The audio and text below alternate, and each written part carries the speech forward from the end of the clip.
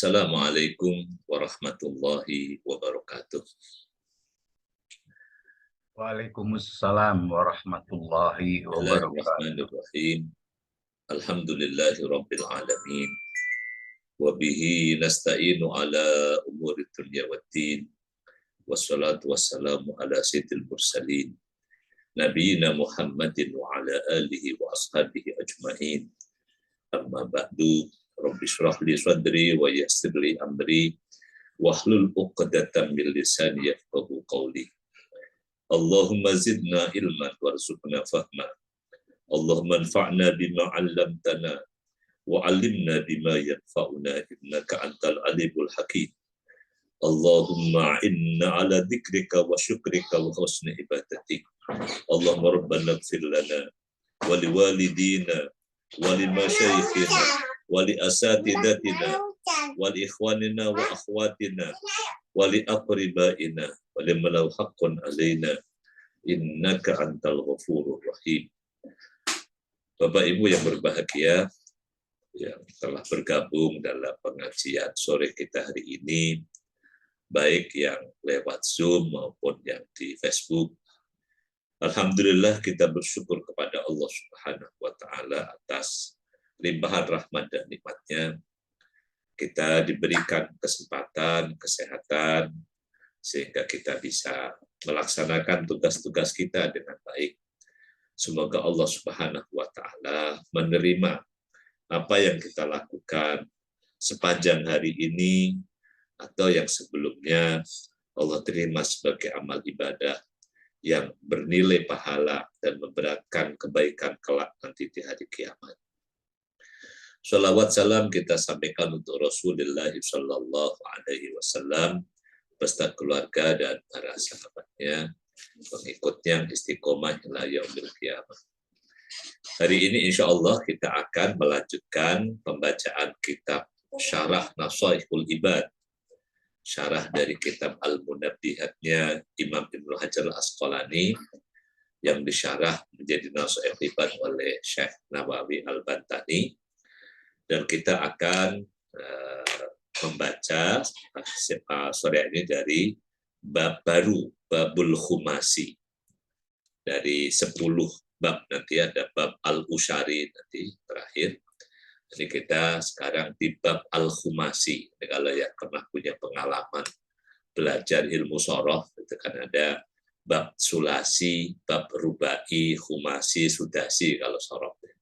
Ada fa'ala yaf'ulu fa'lan, ada af'ala, ada fa'ala, ada kalau khumasi ada misalnya tafa'ala, tafa'ala.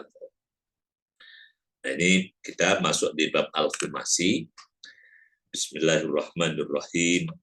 Qala al-muallif rahimahullahu ta'ala wa naf'ana bihi wa bi ulumihi fid dharain amin. Babul khumasi wa fihi sab'un wa ishruna maw'udatan sittatu akhbarin wal baqi asarun. Babul khumasi, bab al-khumasi, kalau di tasarrufkan khumasi artinya fi'il, kalimat yang fi'il madinya terdiri dari 5 huruf. Kalau di ilmu sharaf ya. Dari misalnya yang dasarnya fa'ala 3 huruf, lalu menjadi tafa'ala, tambahan ta dan alif, nah, menjadi 5 huruf. Atau tafa'ala, tambahan alif, tambahan ta dan tasjid.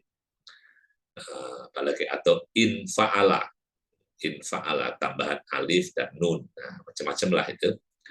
Nah, kalau ilmu sharaf khumasi artinya kalimat yang fi'il madinya terdiri dari 5 huruf. Nah, kalau di istilah yang di sini al-khumasi artinya adalah bab tentang makalah, nasihat, mau'idhah yang pada setiap makalah itu terdiri dari 5 poin atau 5 frasa atau 5 pesan. Nah, itu. Jadi setiap dipakai bab ada sulasi 3 makalah yang setiap makalahnya ada 3 poin. Kalau yang dirubai setiap makalah ada 4 poin yang kita sudah selesaikan. Sekarang kita masuk ke Al-Khumasi yang setiap makalahnya ada 5 poin. 5 poin. Nah, kata Syekh Nawawi Al-Bantani, pada bab khumasi ini ada wafihi, dan dalam bab khumasi itu ada sab'un wa ishruna mau'idhah. Ada 7 dan 20, artinya 27 mau'idhah. Ada 27 mau'idhah. Dari 27 itu sittatu akhbarin. Sittatu akhbarin. Ada yang 6 adalah al-khobar, ya, yang dijelaskan pada bab sunai dulu, yang dimaksudkan wanakni bil akhbar. Akhbar adalah aqwalun nabiyyi sallallahu alaihi wasallam.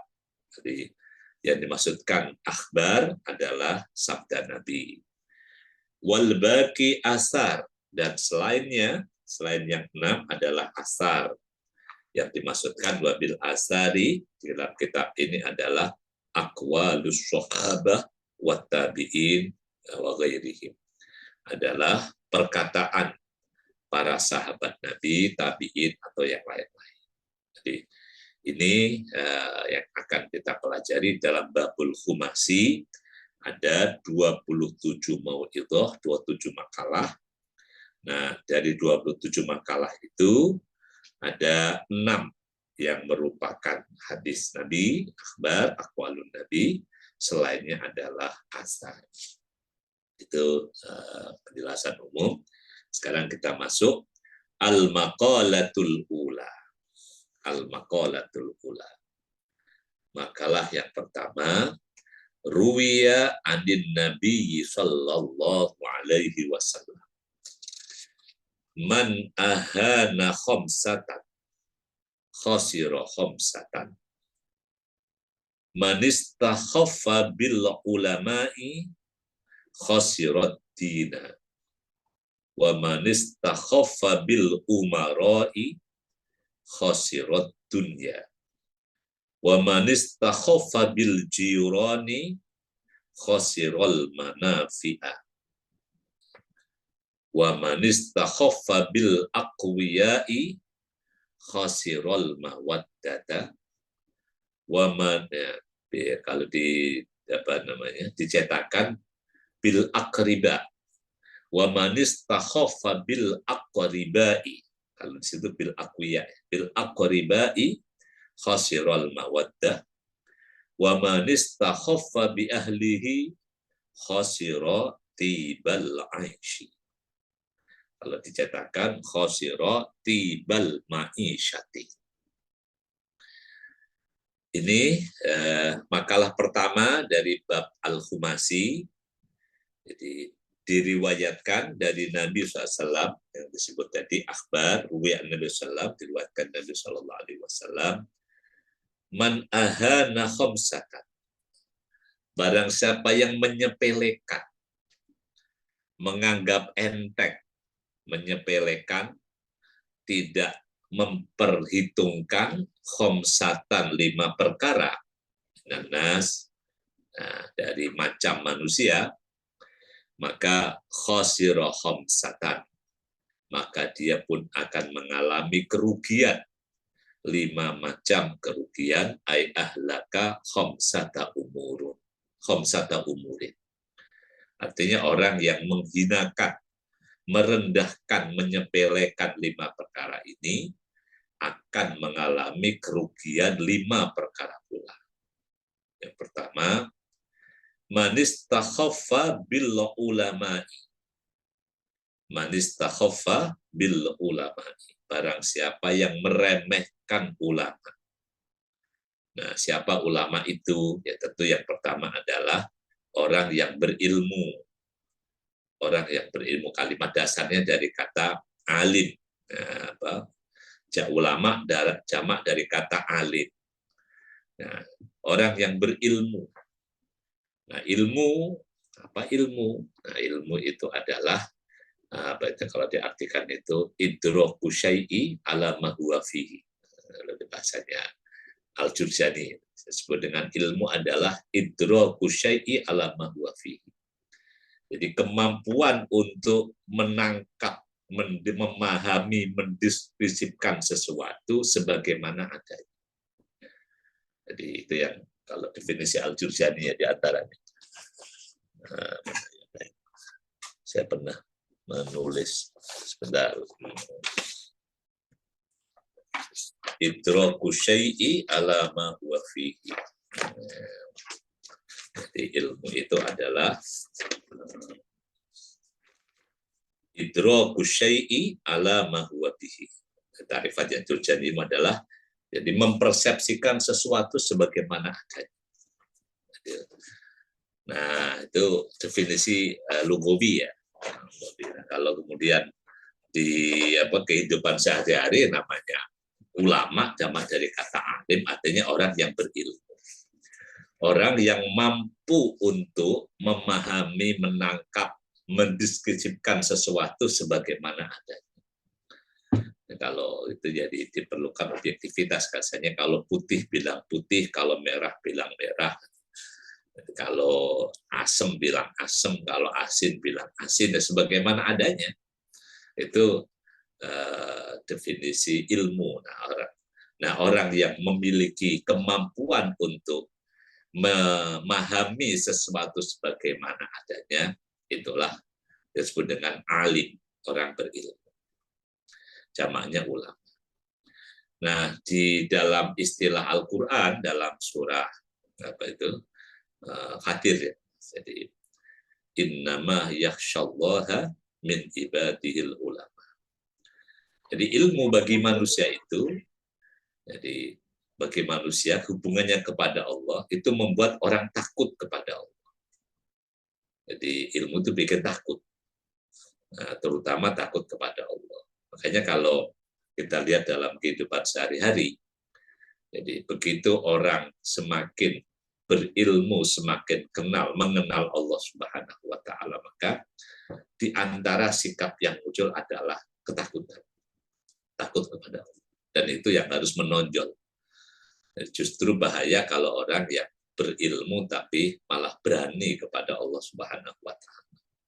Jadi misalnya kalau takut, orang ilmu itu takut bahaya dampaknya. Misalnya sebelum orang tahu kalau sungai itu berarus deras, mungkin dia merasa enjoy saja, berarus deras banyak buayanya lagi misalnya. Dan begitu dia tahu bahwa sungai itu arus deras dan banyak buayanya, nah, pengetahuan itu pasti akan mengubah. Di antara yang berubah adalah mindset-nya, pengetahuan. Atau misalnya kalau kita yang sudah pada senior, pada berumur, sebelum tahu kalau dalam tubuh kita itu punya gula darah tinggi, itu ya mungkin orang merasa bebas makan apa saja. Begitu dia tahu gula darahnya tinggi, maka di antara efek pengetahuan itu adalah takut, gitu kan. Misalnya yang tadinya belum tahu kalau asam uratnya tinggi, misalnya. Begitu tahu asam urat tinggi, maka efeknya adalah takut. Atau misalnya kalau penyakit bawaannya orang senior itu kan gula darah, asam urat sama kolesterol, gitu kan. Sebelum tahu mungkin oke-oke aja lah. Jadi begitu tahu, maka tadi sekali lagi bahwa efek pengetahuan, efek ilmu itu kalau kepada ini adalah pada manusia bikin orang itu takut.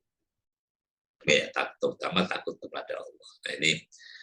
Nah, kalau tentang siapa ulama, ini macam-macam lah. Ada bukan ada ulama ul ummah, ada ulama ul hukumah, ada apalagi itu ulama uddin, apa istilahnya itu, ulama akhirah, istilah macam-macam lah. Ada ulama dunia, ulama akhirat, istilahnya Imam Ghazali gitu kan. Ada ulama usul, nah, itu istilah yang dalam Minhajul Qasidin misalnya menggunakan istilah ada ulama usul.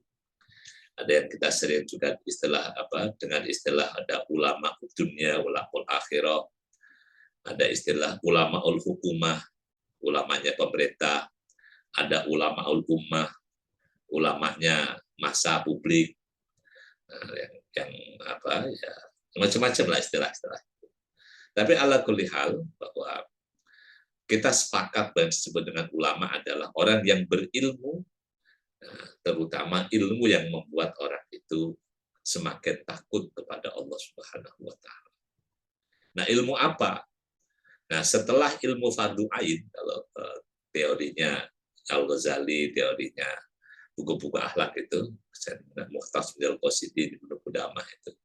Setelah ilmu fardu ain, maka karena ilmu sangat luas, maka ilmu tergantung sangat dipengaruhi oleh pertama kemampuan dan kebutuhan. Jadi relevansi orang itu kapan dan di mana orang itu berada. Bisa jadi misalnya satu saat yang cocok bagi orang itu adalah ilmu kedokteran. Mungkin di tempat yang lain yang diperlukan ilmu sosial, ilmu ekonomi. Ini segala macam ilmu yang bermanfaat. Makanya kalau dalam terminologi hadis Nabi, tentang ilmu itu hanya dibedakan dengan au ilmin yuntafa'u bihi. Jadi terminologi hadis menggunakan ilmu itu manfaat atau tidak manfaat. Tidak menggunakan pembelahan, pembedaan ilmu dengan ilmu dunia, ilmu akhiratnya. Karena bisa jadi yang kelihatannya ilmu dunia, ketika dia lebih bermanfaat daripada ilmu agama, bisa jadi kan? Jadi misalnya lebih berguna yang ilmu dunia daripada ilmu akhirat misalnya, gitu kan? Ilmu tentang ilmu agama maksudnya, kalau istilahkan ilmu agama, ilmu dunia, ilmu umum, ilmu dunia. Jadi kembali ke istilah yang dipakai di hadis Nabi, ini terminologinya adalah ilmu yuntafa'u bihi. Kalau dalam doa kita adalah doa Allah mena'udzubika min ilmin la yanfa. Ya Allah, aku berlindung kepada ilmu yang tidak bermanfaat. Jadi kembali kepada tentang ilmu, maka yang perlu dikaji adalah kebermanfaatan ilmu itu bagi kehidupan. Jadi misalnya kalau wallah alam dari dalam memilih, dalam belajar, mau sekolah apa, mau jurusan apa, misalnya, ya di antara pertimbangan yang ada dalilnya adalah seberapa manfaatnya bagi kehidupan, baik pribadi, keluarga, masyarakat, dan umat manusia. Jadi itu memang terminologi ini nggak begitu keren, tapi itu memiliki dalil Nabi, dalil hadis Nabi yang sudah sering kita hafal dalam hadis tentang idza mata ibnu Adam in qata amalu illa min salasin. Jadi akhirnya kan ilmin yuntafa'u bi, ilmu manfaat. Nah, kembali ke makalah pertama ini. Manis tahoffa bil ulama, barang siapa yang meremehkan ulama, tidak menghormati ulama, di antara kata dimahum, dengan tidak memuliakan mereka, mengagungkan mereka, khosirat dina, maka orang yang meremehkan ulama, terutama dalam terminologi ulama ahluddin, maka khosirat dina, dia rugi agamanya. Karena fa'innahum ma'dinus syariah. Kalau alasannya jelaskan Syekh Nawawi Al-Bantani, karena ulama itu adalah ma'dinus syariah. Dia adalah ma'din itu tambang, sumber. Jadi sumurnya atau tambangnya syariah, hukum-hukum agama. Ini dalam konteks ulama, dalam istilahnya ulama ahlus syariah. Tapi kalau ulama kita bawa ke makna tadi yang umum, ilmu bermanfaat, ya kalau orang dalam kehidupannya tidak menggunakan ilmunya ulama, ya celakalah. Contoh yang gampang. Kenapa sih kalau kita memiliki motor, mobil rusak? Kenapa mesti ke bengkel? Nah, dan bengkel pun kita cari bengkel yang betul-betul orang itu memiliki kompetensi untuk memperbaiki motor kita, memperbaiki mobil kita. Orang mau bikin rumah, kenapa cari tukang? Ya, karena tukang punya kompetensi. Ya nggak mungkin juga misalnya urusan rumah diserahkan kepada bukan tukang, urusan mobil bukan kepada montir. Ya, ini juga celaka dalam konteks ya, tentang kehidupan secara umum. Kehidupan kita itu memerlukan ilmunya ulama. Jadi kalau urusan dunia saja harus pakai ilmu, apalagi urusan akhirat. Itu kan semuanya pakai ilmu. Makanya ada dulu kalau di zaman masih pesatkan man aroda dunya fa'alaihi bil ilmi wa man arodal akhirata fa'alaihi bil ilmi wa man arodahuma fa'alaihi bil ilmi. Barang siapa menghendaki dunia harus pakai ilmu. Barang siapa menghendaki akhirat harus pakai ilmu. Nah ini celakanya di kita ini ya, tradisi yang berkembang, dan mohon maaf ini di dunia Islam itu ya agak banyak persoalan dunia yang diselesaikan bukan dengan ilmu, tidak dengan kompetensi yang cukup dalam menyelesaikan urusan dunia itu. Jadi juga di dunia Islam ya secara umum. Jadi keterlambatan misalnya dalam teknologi, hampir semua teknologi ini produknya dari produk di luar dunia Islam, padahal yang memiliki teori tentang hidup harus dengan ilmu itu adanya dalam ajaran Islam. Qul hal yastabil ladina ya'lamuna wal ladina la ya'lamun. Jadi kehidupan yang ngawur, ngasal itu sebenarnya nggak Islami. Yang Islami itu ya harus dengan segala sesuatu harus menggunakan standar ilmu. Jadi ini yang bahaya ketika masyarakat memiliki slogan, memang gua pikirin, nah itu bahaya. Harusnya semuanya dipikirkan, semuanya dipikirkan. Jadi dan pikiran itu ya harus pikiran yang menggunakan alur ilmu yang bisa dipertanggungjawabkan. Ada sumber, misalnya kalau ilmu kan ada sumber referensinya. Itu kalau kualitatif ya sumber referensinya, atau terukur, terukur dampak asarnya itu terukur. Itu kan teori-teori Imam Adab juga deduksi, induksi, ya silakan aja. Tapi ala kulli hal bahwa yang harus kita ubah dalam kehidupan masyarakat kita adalah membangun tradisi ulama, tradisi berpikir, tradisi ilmiah dalam kehidupan kita. Jadi hal-hal yang nggak ilmiah, yang tidak bisa dipertanggungjawabkan secara ilmu, ya harusnya kita mulai tinggalkan. Apalagi misalnya hal-hal yang bersifat emosional, suka dan tidak suka itu nggak ilmiah kan pada umumnya. Dia hanya lebih pada faktor emosi. Ini harus kita geser bahwa kehidupan peradaban yang maju itu diantara berlandaskan kepada ilmu. Nah, ilmu harusnya nanti kepada ulama. Nah, ulama nanti akan lebih luas, bukan hanya ulama dalam tanda kutip ya, ilmu syariah, ilmu hukum agama, tapi nanti akan memerlukan kompetensi keulamaan itu sampai kepada seluruh aspek kehidupan manusia. Apapun harus ada pendekatan ilmunya. Tidak boleh hanya pendekatan emosi, tidak boleh hanya pendekatan like and dislike, tidak boleh pendekatan apalagi ngawur, ngasal gitu, ya. Rubah rumyatin min ghairi romin, nah, itu harus dihindarkan. Jadi, contoh misalnya ilmu kesehatan, mau nggak Bapak Ibu misalnya ketika sakit, nah, kemudian diobati oleh cara pengobatan yang nggak ilmiah, misalnya.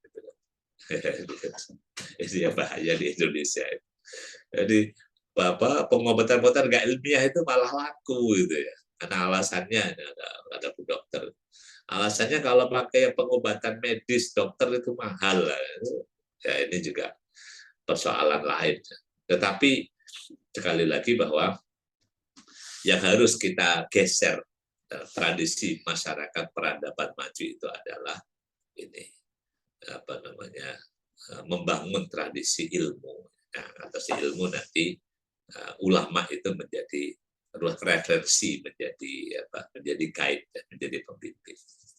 Oke ya, jadi ini saya ingin membawa pemahaman tentang ulama itu bukan hanya dalam seperti yang disampaikan Syekh Nawawi, ulama ahlus syariah, tetapi mari kita bawa bahwa ulama itu adalah orang yang berilmu, ilmu apapun yang diperlukan dalam kehidupan kita di dunia maupun di akhirat. Gitu ya. Allah alam. Jadi kalau karena saya ketika membaca hadis tentang terminologi ilmu yang Nabi sampaikan itu, ilmu diistilahkan dengan ilmu bermanfaat. Itu bisa mencakup semuanya, dan faktanya bahwa kehidupan kita ini kalau ingin maju, maka semua aspek harus menggunakan standar ilmu. Makin tinggi ilmunya, insya Allah, makin tinggi peradabannya, bahkan makin tinggi nilai ekonominya. Misalnya contoh lah, tentang ilmu. Jadi sebatang bambu, tentang bambu, serumpun bambu. Kita orang-orang kampung. Ya. Kalau ada orang punya kebun bambu, satu rumpun bambu, kalau dia ngejual bambu itu dari kebun tanpa ada sentuhan ilmu, nasibnya kayak orang yang bisa jual hutan. Saya tunjuk aja tuh, ambil aja, terserah mau bayar berapa. Gitu. Karena tanpa ilmu yang jual. Dan begitu oleh pembeli, bambu itu kemudian dimasukkan aspek ilmu. Tapi ilmu yang sangat simpel, hanya ilmu tentang pertama ngukur kira-kira 5 meter, lalu ilmu tentang mana bambu yang lurus. Ya, dipotong menjadi rapi 5 meter lurus, atau 4 meter jadi tiang bendera. Maka secara volume bambu yang berdiri di pohonnya itu dengan 4 meter bambu yang dipotong, volumenya makin kecil. Tapi nilai ekonominya makin tinggi, karena sudah ada unsur ilmu, yaitu ngukur 4 meter. Hanya ilmu aja itu, tentang ngukur 4 meter. Nah, begitu nanti makin tinggi ilmu yang masuk ke dalam barang yang namanya bambu, makin tinggi ilmunya, wah, maka makin tinggi pula nilai ekonominya kan.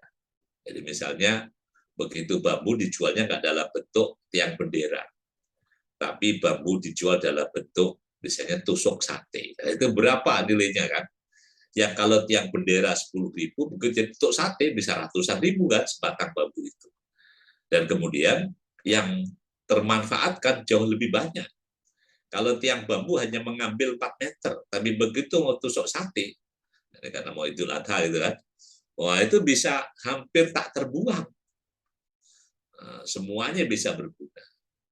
Apalagi kalau misalnya mau dibikin tusuk gigi, ya lebih banyak lagi yang termanfaatkan. Jadi, wallah, jadi itulah pengaruh ilmu. Jadi makin tinggi, makin banyak ilmu yang masuk. Kalau bambu saja begitu diintervensi oleh ilmu yang makin baik, maka nilai ekonominya juga makin tinggi, apalagi manusia. Nah, manusia makin tinggi ilmunya, makin banyak ilmu yang masuk, insya Allah makin tinggi pula dirinya di sisi Allah Subhanahu wa taala, sebagaimana janji Allah, yarfa'illahu alladziina aamanu minkum walladziina utul ilma darajat. Allah berjanji akan mengangkat derajat orang yang beriman di antara kalian dan yang berilmu. Gitu. Jadi kalau menggunakan analogi itu harusnya kita yakin. Makanya dalam dakwah Nabi, cara untuk mengupgrade masyarakat itu tidak menggunakan sentuhan ekonomi terlebih dahulu, tidak dengan sentuhan yang lain-lain, tapi yang diinjeksikan ke dalam umat ini adalah memasukkan unsur ilmu pengetahuan.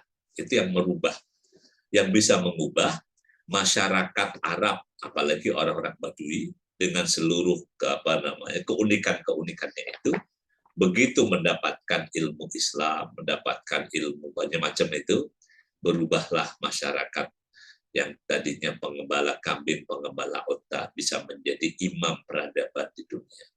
Seperti sahabat Abdullah bin Mas'ud yang dulunya itu kangen kambing. Tapi karena ilmu yang dia dapatkan begitu banyak, maka berubahlah kehidupannya. Wallahu a'lam bishawab. Jadi ini yang perlu kita semangati tentang ilmu, insya Allah, gitu kan. Kita yakin dengan janji Allah bahwa ilmu itu akan mengangkat derajat. Makanya kalau bangsa makin ilmiah dalam kehidupan warganya, jadi misalnya kalau sekarang mau pemilu, jangan hanya diaduk-aduk emosinya, tapi harus juga ada proses mencerdaskan bangsa, itu harus berjalan. Kalau cuma diaduk-aduk emosi sana sini, ya ini bahaya juga nanti ke depannya. Karena yang namanya emosi itu ya nggak banyak mengangkat ya, kehormatan. Tapi kalau teorinya yang bisa mengangkat kehormatan bangsa itu adalah dari tradisi ilmu. Oke ya. Nah, ini kok jadi seperti di sini. Man istakhafa bil ulama khasirat dini. Nah, kita lanjutkan berikutnya. Wa man istakhafa bil umara. Wa man istakhafa, dan siapa saja sapa wonge istakhafa, yang merendahkan, menganggap remeh, menganggap kecil bil umara, para raja, para penguasa, para amir. Kalau di sini al-muluk. Jadi para raja, para penguasa, aparat. Jadi kalau kita ini aparatur negara, baik aparatur sipil maupun aparatur militer, al-umara, jadi orang yang diberikan kewenangan mengelola negara. Kalau orang yang diberikan kewenangan itu dihinakan, maka orang yang menghinakan umara khasirat dunia. Ya, dia akan mengalami kerugian dunia. Li'annahum, karena para umara, para penguasa itu, para aparatur negara itu adalah alladzina yurattibuna umurat dunya. Mereka adalah orang-orang yang yurattib, yang menata, kata kita tata tertib, yurattib, yang menata, merapikan umurat dunia, urusan-urusan dunia, wazimamuha, dan kendali dunia itu biaidihim, ada di tangan mereka. Makanya kekuasaan itu juga sangat penting bagi kaum muslimin. Jadi harus kita segera sadarkanlah bahwa cerita tentang dakwah Islam bisa berkembang pesat itu juga perlu ada yang namanya kekuasaan di tangan. Jadi kalau tidak ada power, jadi Islam tanpa power, nggak ada kekuatan dunia, nggak ada kekuasaan. Ya contoh yang gampang, ya contoh Rasulullah dakwah di Makkah selama 13 tahun tanpa power, tanpa kekuasaan. Dapatnya nggak lebih dari 300-an orang, padahal 13 tahun berdakwah di kaum yang bahkan sebelum Nabi berdakwah sudah mengakui Muhammad sebagai Al-Amin. Jadi tabungan sosial, investasi sosial yang Nabi lakukan sampai 40 tahun itu, yang nggak ada apa-apanya. Begitu berdakwah 13 tahun nggak sampai 300-an, karena Nabi tidak pegang kekuasaan. Yang pegang kekuasaan orang-orang kafir. Tapi begitu Nabi memegang kendali kekuasaan, terutama begitu datang ke Makkah sebagai pemenang dalam Fathu Makkah, wah, itu dalam waktu sekejap mereka yang digambarkan dalam Al-Quran, yadkhuluna fi dinillahi afwaja. Mereka masuk ke dalam Islam dengan berbondong-bondong. Jadi itu tentang contoh pentingnya kekuasaan bagi dakwah Islam. Sehingga ya karena kekuasaan kalau di Indonesia harus diperebutkan, ya harusnya kaum muslimin dengan cara-cara yang legal, cara-cara yang benar, ya harus aktif dalam perebutan kekuasaan itu agar kekuasaan yang ada ini bermanfaat bagi Islam, bermanfaat bagi dakwah Islam. Wallah alam. Jadi ini tentang ungkapan yang kedua. Jadi orang yang menganggap meremehkan Pak Umarok, ya rugilah dunia. Ini kalau orang-orang bisnismen paling tahu.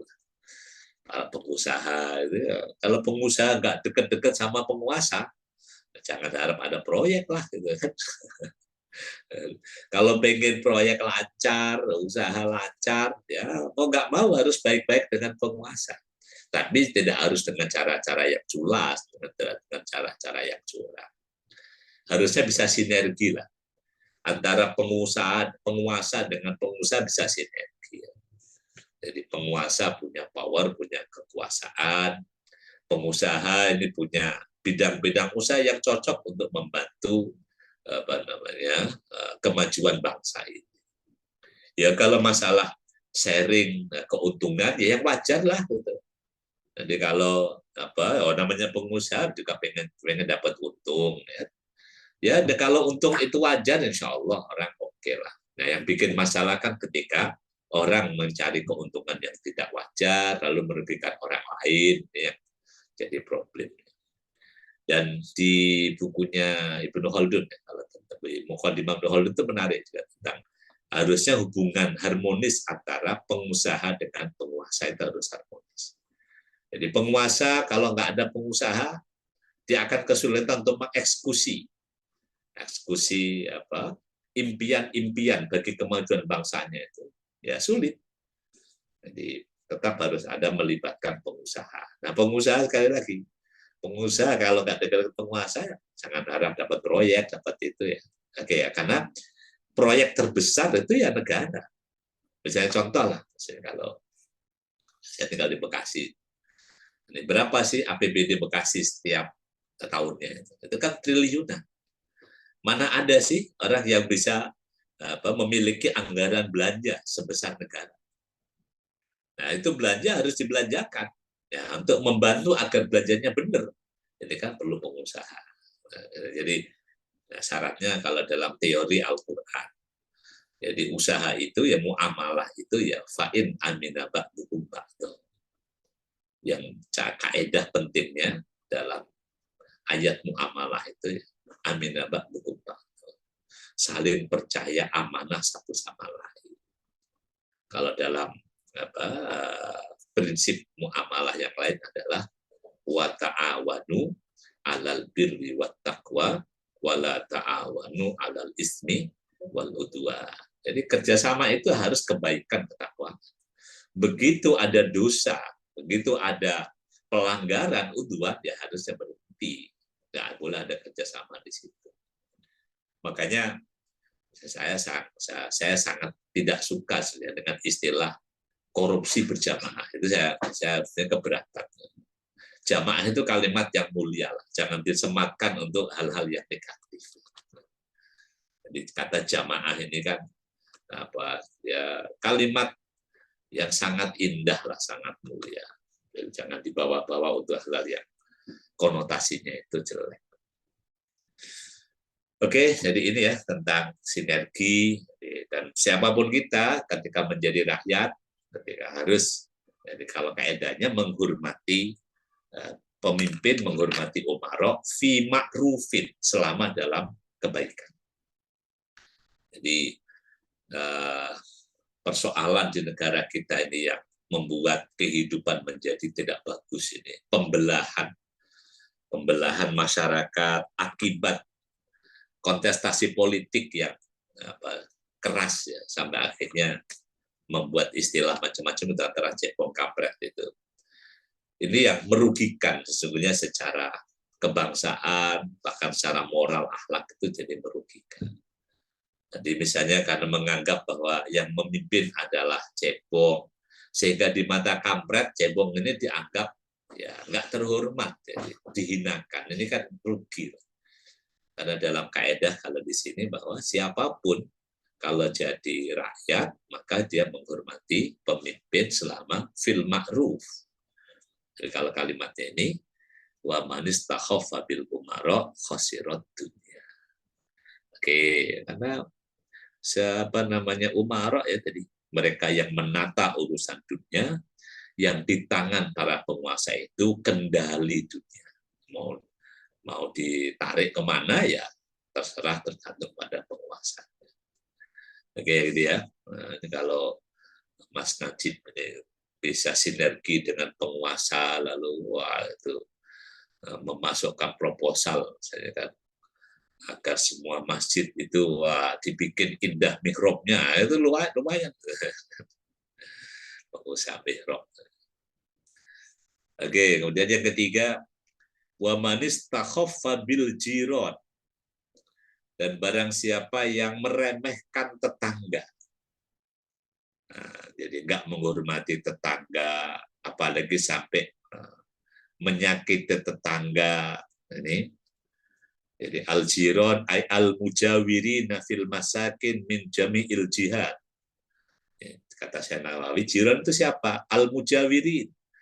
Orang yang berdekatan fil masakin tempat tinggal min jami'il jihad dari berbagai penjuru.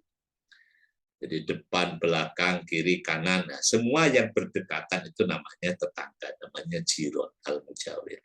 Nah, barang siapa yang menghinakan, meremehkan, tidak menghormati tetangga, tidak memuliakan tetangga, maka khosirul manafi, maka dia akan kehilangan, mengalami kerugian banyak manfaat. Al khairat allati yatawassalu biha ilal matlub. Manafi maksud dijelaskan saya adalah al khairat, kebaikan-kebaikan, allati yatawassalu, yang dengan kebaikan-kebaikan atau sulubiha, yang dengan kebaikan-kebaikan itu seseorang bisa sampai ilal matlub, kepada apa yang dia cari. Jadi manusia adalah makhluk sosial, kehidupannya berkelompok, sangat memerlukan jadi kehadiran, bantuan, partisipasi, sinergi dengan yang lain. Nggak mungkin orang hidup sendirian, maka harusnya keberadaan tetangga itu harus disikapi sebagai karunia Allah Subhanahu wa Ta'ala. Dibayangkan kalau misalnya kita hidup tanpa tetangga, sendirian, misalnya di tengah pulau tidak ada siapa-siapa kecuali diri sendiri, tengah laut apalagi. Jadi ini orang yang tidak menghormati tetangga maka akan mengalami kerugian. Ya banyak hal lah. Jadi tetangga ini, apalagi yang sampai dekat rumah ini, sebelum yang lain-lain yang bisa mengulurkan tangan ketika kita memerlukan adalah tetangga. Warwiya annahu sallallahu alaihi wasallam qala, diriwayatkan bahwa Nabi SAW bersabda, walladhi nafsi biyadihi la yu'minu abdun hatta yuhibba li jarihi ma yuhibbu li nafsihi. Rawahu Muslim. Diriwayatkan Nabi bersabda, walladhi nafsi biyadihi, demi zat yang jiwaku ada di tangannya, la yu'minu, tidak beriman. Jadi bisa maknanya tidak sempurna imannya. Abdun, seorang hamba, nggak sempurna imannya, hatta yuhibba li akhihi, hatta yuhibba li jarihi, sehingga dia mencintai tetangganya, ma yuhibbu li nafsihi, sebagaimana dia mencintai dirinya sendiri. Apa yang dia sukai itu yang diberikan kepada tetangga, apa yang dia gak sukai itu yang dijauhkan dari juga tetangga. Sampai dalam salah satu cerita itu ya, ada orang soleh, siapa ya, Yahya ibnu Ma'in atau siapa itu kan ceritanya itu, ketika di rumahnya itu ada tikus, lalu ada ngasih pendapat, biar tikus nggak di rumah Anda, maka pasanglah sesuatu, kasih sesuatu yang buat tikus itu kabur pergi dari rumah Anda. Kata beliau, nanti kalau pergi rumah saya, dia masuk ke rumah tetangga saya. Nah, jadi kalau dia nggak di rumah saya, dia masuk ke rumah tetangga saya. Wah, ini apa namanya? Saya bisa bebas dari tikus, tapi dengan membuat tetangga saya ketikusan. Akhirnya cara itu nggak mau dia pakai, karena cara mengusir ya. Kalau menangkap, nangkep kasih kucing kan. Gitu. Jadi kalau mengusir, khawatirnya nanti akan lari ke tetangga. Tapi kalau ditangkap, lalu dimakan kucing, itu setuju dia. Wallahu a'lam bishawab. Jadi ini tentang tenggang rasa ya dalam kehidupan kita, dan ini menjadi ironi ya kalau di media itu ada, naudzubillah min dzalik ya, itu mungkin ada apa itu ya, ada gangguan psikis ya orang dengan tetangganya ya melakukan keburukan, naudzubillah min dzalik gitu. Yang Sidoarjo di media. Wallahu a'lam. Jadi ini kemudian waruwiya annahu qala, dan diriwayatkan dalam kalimat yang lain bahwa Nabi bersabda, Innallaha ta'ala yuhibbur rijala lahu jaru su'in yu'dihi fayasbiru ala adahu wa yahtasibu hatta yakfiyahullahu bihayatin au mautin. Rawahul Bukhari. Hadis yang lain, dia bersabda, Innallah, sesungguhnya Allah Ta'ala, yuhibbur rijala, mencintai pria, mencintai laki-laki, mencintai orang, lahu jarun, yang orang itu punya tetangga, su'in, tetangganya tetangga yang nggak baik, tetangga yang buruk. Nah, bisa macam-macam kan. Jadi keburukan bisa jadi pada siapapun dalam tetangga. Jadi tidak karena faktor agama saja. Jadi bisa jadi orang seagama juga bisa jadi buruk ya. Karena bertetangga ini perilaku sosial. Jadi yang juga memerlukan pendidikan sosial yang baik. Orang yang punya tetangga nggak baik, lalu dia yukdihi, yang tetangga itu menyakitinya, mengganggunya. Bisa gangguan, bisa macam-macam. Bisa gangguan suara, bisa gangguan aroma, bisa gangguan apa ada misalnya kan, barang-barang segala macam, namanya gangguan, yukdihi, menyakitinya. Lalu orang itu fayasbiru ala adzab. Lalu pria itu sabar dengan gangguan tetangganya. Jadi sabar, ya terima sajalah misalnya gitu.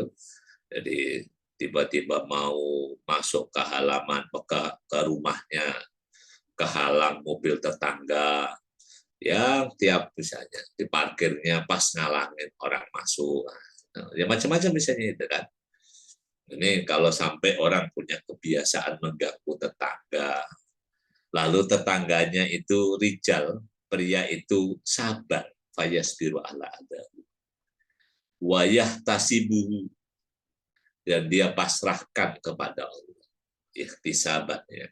Hadis yang selama Ramadan kemarin populer ya. Man shoma Ramadana imanan wahtisaban. Man qoma Ramadana imanan wahtisaban. Ikhtisab. Jadi berharap hanya kepada Allah. Diserahkan kepada Allah, udah. Hatta yakfiyahullah, sehingga Allah lah yang mencukupinya. Jadi udah sabar sajalah, terserah nanti Allah yang memberikan solusi ya. Udah, mau diganggu misalnya diganggu suara berisik, diganggu aroma tidak sedap dan sebagainya itu. Nah, kalau orang ini sabar saja gitu. Jadi berserah diri kepada Allah, ini innallah yuhibbu. Allah mencintai orang yang demikian.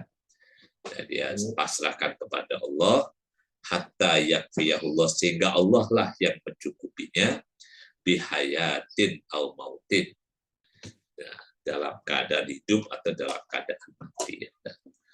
Pasrah aja kepada Allah, sehingga Allah yang ngasih solusi. Nah, orang yang bisa sabar atas keburukan tetangga yang demikian, dalam hadis ini disebut sebagai orang yang Allah cintai. Allah cintai, makanya ya baik-baik sajalah gitu kan. Jadi dengan ihtimalul ada, ya, memiliki daya tahan untuk menghadapi keburukan orang lain. Jadi orang baik itu bukan hanya orang yang bisa berbuat baik, tetapi di antara modal jadi orang baik itu adalah mampu menahan diri atas keburukan orang lain. Nah, itu ilmu tingkat tinggi kalau kata orang-orang. Wah, itu ilmunya wali. Ya, harusnya wali murid, wali kota itu gitu. Jadi nggak tipis telinga. Jadi kalau diperlakukan buruk oleh rakyatnya, warganya, ya senyumin aja dulu gitu kan. Sampai sabar-sabar aja sambil mencari solusi apa yang terbaik. Wallahu a'lam bishawab. Ini yang ketiga, ya. Man khasira man istakhafa bil jiran. Yang keempat, wa man istakhafa bil aqribai. Kalau di PDF, man istakhafa bil aqwiyai. Ini Bapak Ibu rahimakumullah, jadi tulisan tempo dulu itu nggak ada titik, nggak ada baris. Yang ada hanya ya bulat-bulat, lekuk-lekuk. Nah, bisa jadi kok aqwiya jadi akriba gimana? Kalau candaan tempo dulu itu tinta cetakannya melebar, sehingga yang harusnya wawu itu bolong, begitu bumpet wawunya nggak bolong, akhirnya dibacanya jadi roh. Jadi harusnya akuya kan, jadi ada wawunya kan berlubang di tengahnya. Coba kalau itu bulat, nggak ada lubangnya, nanti bisa jadi roh, jadi akuya menjadi akriba. Ya Allah alam, dua-duanya bisa Allah bisa. Kalau dengan makna akwiya, artinya orang-orang kuat. Orang kuat. Kalau akriba, kalau Syekh Nawawi memilih akriba, lalu menerjemahkan dengan minal arham. Jadi orang-orang yang punya hubungan rahim, kerabat. Jadi barang manis tahwa bil akriba, barang siapa yang meremehkan sanak kerabatnya. Kekerabatan ini kalau di tradisi kita itu kekerabatan baru dihidup-hidupkan kalau pas Lebaran. Jadi ada halal bihalal, keluarga anu, keluarga halal bihalal, keturunan Mbah anu, ya, sebagainya itu kan. Nah, kalau di tradisi Arab kan sampai itu ke bawah-bawah, sampai di nama mereka itu. Jadi tentang kerabat. Ini kerabat akriba adalah orang yang punya hubungan rahim. Punya hubungan rahim. Meskipun bisa jadi beda bapak, tapi rahimnya sama. Nah, itu namanya akriba. Orang-orang yang punya hubungan kedekatan. Nah, kalau di masyarakat suka unik ya. Kalau orang itu sukses, ya semuanya teman dekatnya banyak. Tapi kalau orang itu nggak sukses, nggak ada yang dekat. Jadi orang, apalagi kalau misalnya orang itu nggak baik, itu pada nggak mau ngakui sebagai orang dekatnya. Jadi manis takhafa bil akriba, barang siapa yang meremehkan kerabat. Ya kalau pengen jadi orang yang dekat dengan siapapun, ya akhirnya mau nggak mau yaitu kita harus jadi orang yang baik, orang yang berhasil. Nah, insya Allah kalau orang berhasil sebanyak aku dekat, misalnya jadi peraih medali emas SEA Games, wah itu biasanya langsung pandang aku, itu tetangga saya, itu teman saya. Nah, itu kan jadi insya Allah kalau orang itu sukses banyak orang dekatnya. Tapi kalau pas jadi orang gagal, apalagi jadi orang nggak baik, ya oh itu bukan teman saya itu, nggak kenal itu. Oke ya, jadi makanya kalau pengen banyak kerabatnya, jadilah tadi orang baik, orang yang banyak kebaikan. Nah, orang yang meremehkan kerabat, khosirol mawaddah. Khosirol mawaddah. Dia mengalami kerugian rasa cinta. Ahlaka mahabbatahu. Jadi tidak menghormati kerabat, tidak menghormati sanak saudara, jadi cuek-cuek saja. Kalau di kita ini kan ada kalau dalam tradisi Indonesia itu ya. Jadi kerabat itu dianggap masih dekat. Pertama kalau Lebaran masih datang, Lebaran masih bertegur sapa. Itu biasanya kalau yang dianggap dekat ya itu, Lebaran masih tengok-tengok itu dekat. Yang kedua kalau ada musibah. Kalau ada musibah datang takziah, itu dianggap orang yang masih dekat, masih. Atau ketika momen bahagia, ada makan enak, ada punya hajat, ngawinin atau apa, itu kalau masih mau datang, nah itu kalau nggak pandemi ya, ini salah satu checklist kekerabatan itu momennya diantaranya itu. Allah alam jadi. Nah ini kalau dalam Islam kan kita diingatkan untuk menjaga silaturahim dengan kerabat kan mulai yang mencari ayat itu ya. Pertama surah An-Nisa. Ya ayyuhannasu taqu rabbakumul ladzi khalaqakum min nafsin wahidatin wa khalaqa minha zawjaha wa basta minhuma rijalan katsiran wa nisaa fattaqullaha wal arham innallaha kana 'alaikum raqiba.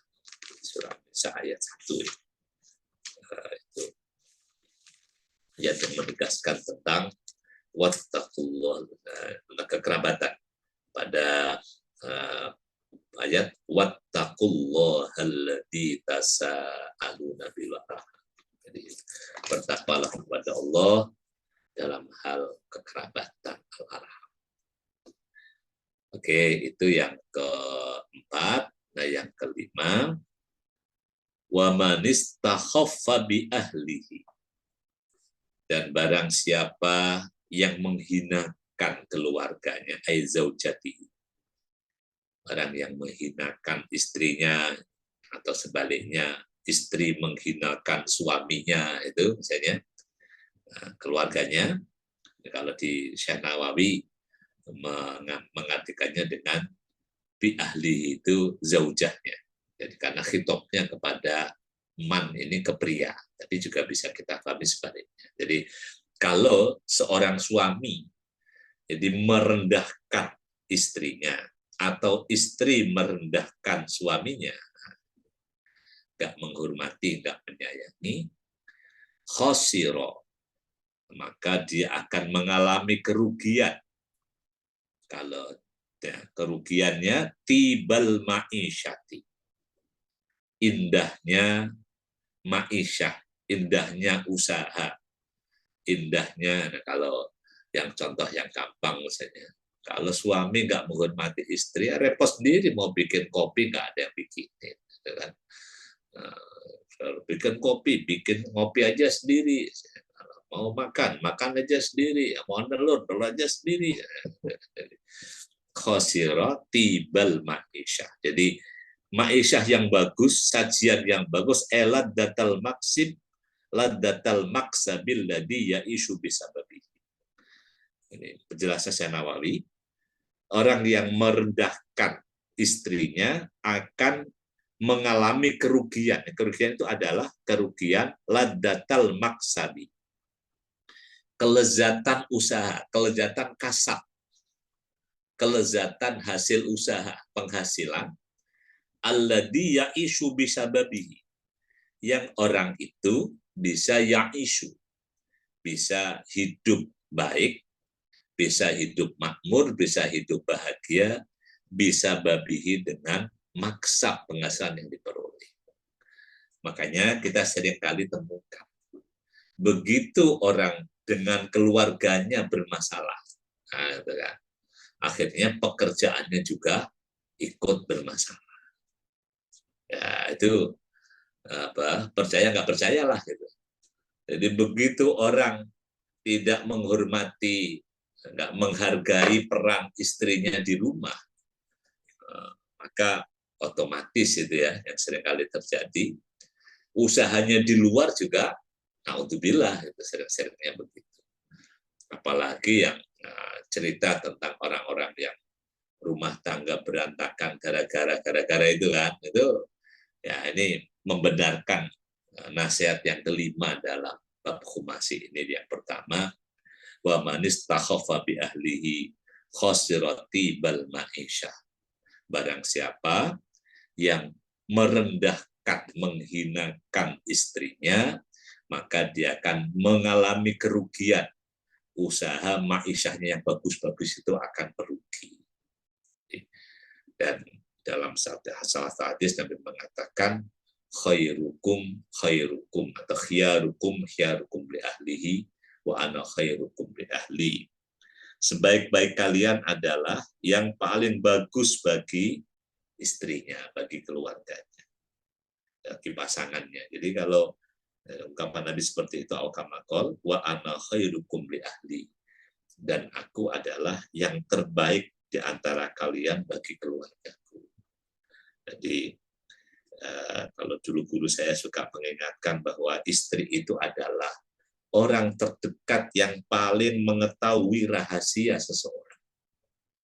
Bisa jadi istri itu lebih mengetahui rahasia suaminya dibanding suami itu diketahui oleh orang tuanya atau oleh saudara-saudara. Karena tidak ada hubungan yang sangat sekret melebihi sekretnya hubungan suami istri. Maka kalau dalam hubungan yang sangat sekret itu tidak ada saling menghormati, saling menghargai, maka dalam hadis ini hukumannya adalah kerusakan ma'isyah. Jadi kerusakan usaha, kerusakan al-maksab gitu ya. Jadi, dan ini ceritanya sudah sangat banyak untuk kita sebutkan. Jadi kalau semua kita pasti punya contoh di sekitar kita, orang yang usahanya berantakan ketika gitu kan, hubungan keluarganya berantakan, diantaranya kalau di sini adalah tidak menghormati, tidak menghargai peran istri. Wallahu a'lam bishawab. Jadi kayaknya sore ini cuma satu makalah aja karena makalahnya panjang-panjang. Jadi berikutnya makalah yang kedua insya Allah kita lanjutkan Kamis yang akan datang insya Allah.